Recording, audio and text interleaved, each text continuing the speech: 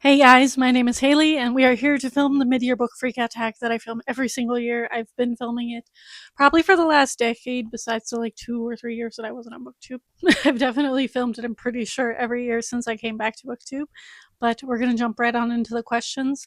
We don't know the origin of this tag. I'm not sure that anybody does anymore. We've all added and taken away our own questions every single year. One question here that I know that I erase pretty much every year is fictional crush. Very rarely does that happen. That has not happened this year, so we did away with that one. And I think I also did away with favorite cover because I haven't really been buying any books besides the ones I've gotten out of Little Free Libraries and thrifted, and none of those were pretty books. So I'm going to go through the list of questions that I have. These questions are definitely going to change depending on whose video you see first and which questions you copy down, but we're going to jump right into my answers. I would really appreciate it if you could like, comment, subscribe, interact with the video in some way, shape, or form, even if that's just a string of emojis in the comments down below to let me know that you were here. But let's jump right on into the questions. The first is always the most difficult question, and that is the best book that you've read so far in 2026. And I'm sticking with my answer I've had for several weeks now, and that is Yesteryear. This book is such an interesting, fascinating character study on a terrible human being. And as somebody who came out of evangelical spaces, where tradwifery was the goal, this book hit me in a very, very specific way that is definitely not going to work for everybody. Our main character is a terrible person. You're very aware of that going into it. If you're not, please, you're not supposed to like Natalie. I've heard a lot of people read this and go, oh, I really didn't like our main character and I didn't really enjoy the book because of it. You're not supposed to like her. She's a bad person. And I feel like there's some sort of media literacy. Not to say that that's the only reason you can hate the book. There are a lot of people who didn't like it for other reasons, but the ones going into it going, oh, I couldn't root for the main character and I didn't really get it.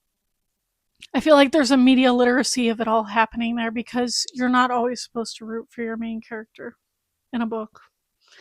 And maybe we don't write characters like that very much anymore because people seem very put off by it. I saw a lot of the negative reviews on Goodreads talking about how this was there aren't people like that in Christian churches. This seems like a crazy character of a person. In the spaces I was in, there were probably tens of Natalies. Exactly like her. Were they necessarily all tradwives, big influencers like Nara Smith or Ballerina Farm? No. And thank goodness for that because they did not need that type of platform. The people that I knew who were exactly like this, with this very judgmental, very crazy, concerned about what everybody else thinks of her over everything else, those people did not need a platform. And this is what happens when you platform people like that, is this book. A lot of people also really didn't like the plot twist. I loved it. I thought it was so clever and so fun, and the only way that this book could have ended was with the plot twist at the end. I also loved all of the commentary on the manosphere content with her husband, that he fell into a manosphere hole towards the middle of this book. Loved all of that commentary. I felt like there were so many good conversations had in this, and I enjoyed every second of it. I read it in a day and a half. And I'm not sure that any other book this year is going to dethrone it, but we'll see. And then we have the best sequel you've read, and that is The Long Game. This is Shane and Ilia's second book in the series. I think it's book 6 in the Game Changer series as a whole. Heated Rivalry is book 2. And then I think book 7, coming out next year, is also going to be a Shane and Ilia story. I loved the way their story kind of came to a head in this that we didn't really get in Heated Rivalry. I'm very, very much looking forward to how this is portrayed in season 2 of the show. I think it's going to be fantastic if season 1 is anything to go by.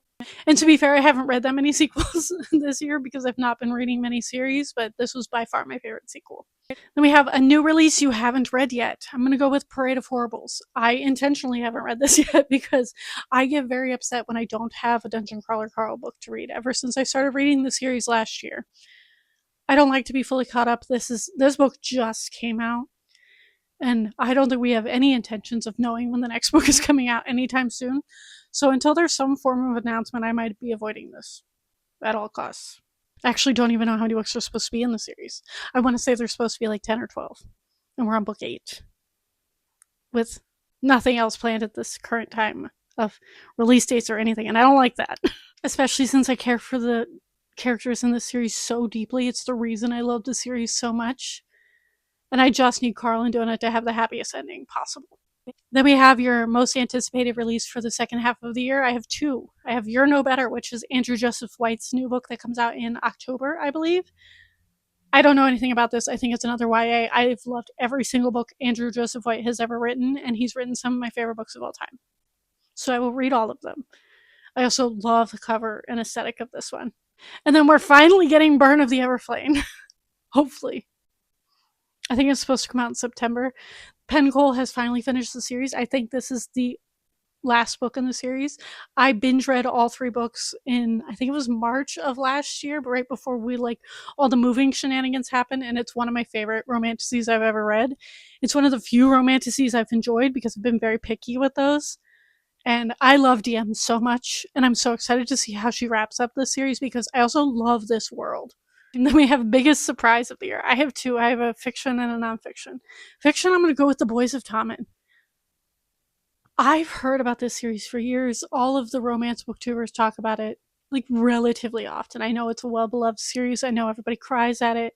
I know there's huge like ships and shipping wars of people who's their favorite ship of the four that we have actually with Lizzie's book. The thing about Boys of Tommen is I love the first two books. I love Johnny and Shannon. Shannon is my favorite of the female main characters in this series. And I love Shannon and Johnny so much. They're such a good couple. Their story is so tragic, especially Shannon's story with her father and everything. I have not cried as hard as I did at Keeping 13 at a book in a very long time. I was sobbing, and not even like at the end of the book, like constantly throughout the book, like every like 100 pages or so. You can ask my partner.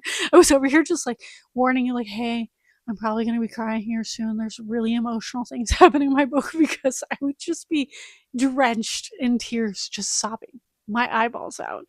I'm sad that I didn't vlog my experience reading these books because they were so emotional. And then I like Joey and Aoife. Joey's story is really hard for me to read because anything that involves a main character getting really into drugs, especially as like a teenager, really hard for me. That is like a trigger of mine I don't really like. If this wasn't Boys of Tommen and this wasn't a series I already loved, I probably wouldn't have read Joey's books. It also has another trope that I really don't like. This series did a really good job of like handing me tropes I really don't like getting really involved in drugs, or like Aoife, accidental pregnancy. We know pretty early on in the series. I hate both of those tropes. This series made me like not mind them, if not necessarily like them. And it also gave me a new favorite character, which I won't mention later on because that's a question. But those six, how many are out? 5, 6 books that are out. I'm excited. I don't want to say I'm excited. I'm looking forward to Lizzie and Huey's other book. If you've been here for a minute, you heard me go on a whole rant about Lizzie and Huey's book, which is Redeeming 10. I have a lot of opinions on this series. There's part of me that wants to just do a sit-down video of my entire thoughts on the series because I feel like mine are very different from the other people I see talk about it. I am excited for the show. I know a lot of people are very like cautious about the show. I think it's going to be good. I like the casting. I know a lot of people don't like it. I don't understand because I think you can't really guess casting and whether or not it's going to be good just based off of like photos of the actors. I feel like that's a weird choice, but I'm very excited for the show. I do think I hope we get Lizzie and Huey's other book before the show comes out, but we'll see. And the other biggest surprise of the year is in nonfiction, and that is The Quiet Damage by Jessalyn Cook. This was such like an eye-opening look at like how people not only join like literal cults. We know that like there are many ways that people get wrapped up in cults. There's all kinds of different people that get wrapped up in cults. Not all of them are for like a lack of intelligence or anything. There's a lot of really, really smart, intelligent people who get wrapped up in cults. As someone who did, me, hello, I was in a religious cult. This was a really interesting look at like how people get wrapped up in spaces, not only like cult-like things, but like online cults and online spaces such as QAnon. This one really focuses on QAnon in a lot of ways and how easy it is to fall down like pipelines online like the red pill pipeline or like trad wife pipelines and like things that are very easy, like just seem very innocent in like when it pops up on your algorithm the first time, but the more you interact with it, the more and more you end up in certain spaces on the internet that can get really scary and really sketchy. And I thought this was an excellent portrayal of that, but also showing people how to have empathy and sympathy for the people who end up in those spaces, that they're not always terrible people. Are there terrible, awful people in those spaces? Yes. But the vast majority of people didn't start out that way.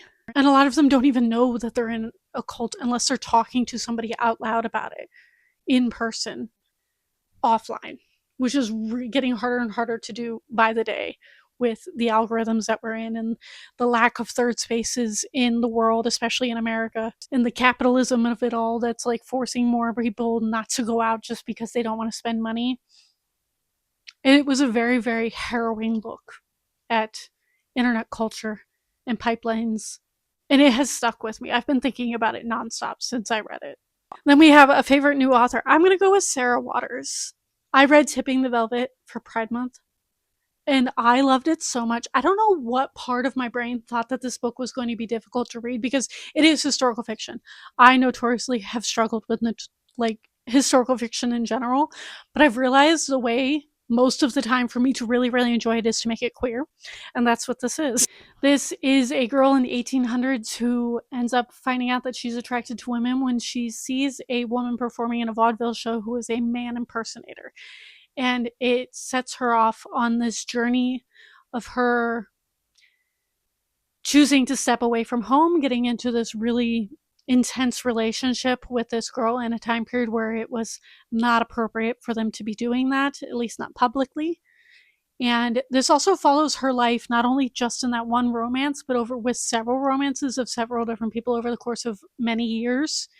And I really enjoyed the storyline. I really enjoyed her writing. I really enjoyed all the like socialist tendencies like that were added into this towards the end of the book when she ends up like getting involved with somebody who is a part of the socialist revolution in the 1800s in London. I just really enjoyed Sarah Waters' writing, and I can't wait to read her other books. I also own Fingersmith, and I'm very much looking forward to that one.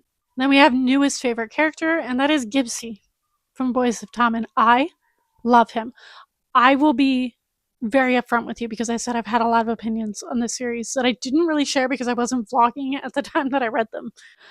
I like Taming Seven. I like that we got Gibbsy's backstory of why he is the way that he is. He's very much one of the like happy-go-lucky, goofy characters who's like there for the laughs and to like keep everybody on their toes and be very chaotic, but he has a very, very dark past. I'm glad that we got his dark past. My issue with Gibbsy's book is that Claire is very one-dimensional to me. And that might just be a me thing. Claire's like very religious. She's very like naive, and I don't like those characters. So while I kind of understand the romance, I don't know, I just expected more from Gibbsy's book. I really enjoyed the book, don't get me wrong. I liked it a lot more than I liked Redeeming Six. But I feel like Gibbsy deserves so much more than just... I don't know. I don't know how I feel about it because I do like Gibbsy and Claire, but Claire on her own really bugs me as a character, and I think that's just because she's the type of person I would not get along with in real life, like at all. So I don't know how I feel about her ending up like being endgame with my favorite character. But that's my own personal opinion. I know people love them. I also will say Johnny and Shannon are probably my next two favorite characters in that order. I love Johnny Kavanaugh, so much. I love the way he treats Shannon. I love the way he treats Gibbsy. I love that he's there for Gibbsy. If I had to pick another favorite character other than Gibbsy, it would probably be Johnny. I love him. As a male lead, as a like romantic interest, as a person who's like the head of this friend group, I love Johnny Kavanaugh so much. And next question is a book that made you cry. As I've already mentioned, Keeping 13. I don't know that I've ever consistently cried as much as I had in that book. Like, I was crying every like 100 pages. That's like a 600-page book. Because we already have an idea by the time we get to Keeping what Shannon's home life is like, and like how Joey deals with it, how Shannon deals with it, how she takes care of the siblings. But in Keeping, when we're like kind of like reliving a lot of it. Oh, it was so traumatic for my brain. I just, as a teacher and as somebody who works with toddlers a lot, the younger siblings in this situation, this very, very physically and emotionally abusive household, was so hard for me to read, especially when like the authorities know it's happening and don't do anything about it. As somebody who has had kids come into my classroom with suspicious bruises or like weird personality things that are like not age appropriate, I know this book series is set in Ireland, but hearing that things are just as bad in other places as they are here, where like CPS often doesn't do anything, even when you call them and they do a quick checkup. The concept of these kids in this situation, not only just Johnny and Shannon, but the kids, the little kids in that situation, horrified me. And I will never, ever forget my reading experience of it. I was sobbing for days. And then we have Book That Made You Happy. Game changer. I could very easily have thrown Heated Rivalry and The Long Game on here. I want to talk about Game Changer because I feel like Scott and Kip deserve their flowers. I was giddy watching Scott and Kip's episode of the series. I knew that they were in the series. I did not know that they had their own episode. I did not know that they were going to be so important to me. I didn't know that I was going to like Scott Hunter as much as I did because half of the book of Heated Rivalry is just like Ilya making fun of Scott Hunter and how boring he is. And the reason he's boring is because he has actively tried to stay out of the limelight because he didn't want anybody to know he was gay, because nobody had ever come out in hockey history up until he decides to at the end of. I love him. I love their romance so much. I think they're so cute. And that book definitely made me happy. Then we have favorite video that you've done this year. And I'm going to go with, I love all of my Pride Month recs. Please go watch those because I spent a lot of time like gathering all of the information I needed for the book recs, like the Mama book recs, the Ultimate Sapphic book guide, and the Underrated Queer recs. Please go watch those, interact with them. I spent a lot of time on those. I would really appreciate it. But my favorite video that I filmed is probably my Heated Rivalry vlog. And it is like one of my most popular videos I've done in like years, apparently. I knew it would do well because Heated Rivalry is everywhere and has been since like last fall. That video took off like within a day and it has hundreds of views now. That is not something I normally get in the first like few days, let alone weeks, if not a year of uploading. So that video got a lot of attention, and I know it's because a lot of people love that series, and I'm glad that I love it just as much as everybody else does. And I'm hoping to film something very similar when it comes to the series that comes out next year, as well as the last book. So look forward to that next spring. And then I ended up skipping the beautiful book you bought. I haven't bought any pretty books. I'm sorry. We're in a moving situation that has not happened. But the last question is, what books do you need to read by the end of the year? And I just have general done May. Specifically, Heaven Official's Blessing, as I've mentioned in multiple videos at this point, that I did not get to in my Pride Month, even though that was like my main goal. I need someone to sell me on this series so successfully that I finally actually read it. Maybe I need to start with a contemporary Danmei because I keep like putting Danmei in general off because I know a lot of it is fantasy, and I have not been in a fantasy mood for like almost a year now. I think the last fantasy book that I read was like the Spark of the Everflame series, like high fantasy series. So maybe I need to start with a contemporary Danmei. If you have any contemporary Danmei series, please let me know in the comments down below. I would really appreciate that. I think it's called Run Wild. I picked that one up at Book Off a few weeks ago. So I do own that, if you know anything about that and think that might be a good like contemporary place to start. I would really appreciate any Danmei recommendations, or even what's the Sapphic version? Is it Baihei? Baihei? I don't know how to pronounce that one. I never hear people talk about that. I would also really I would also really appreciate recommendations for Baihei novels as well. But yes, that is my mid-year book freakout tag. I am currently sitting at 54 books for the year, which is honestly higher than I thought it would be. I think I had my like reading goal at 80 books this year, and I'm definitely going to hit that at this point. It feels really weird because I feel like I haven't read that much because coming up with some of these questions, like answers to these questions, was really difficult. But also, 54 books is a lot. That's easily halfway to 100, which is what I normally read in a year, if not a little less or a little more, depending on the year. But yeah, it's been a weird year. I can't believe it's already July. That doesn't make any sense to me. But I hope you all enjoyed this. If you don't know what to say, please leave me cat emojis in the comments down below for Princess Donut. But thank you all for watching, and I will see all of you guys next time.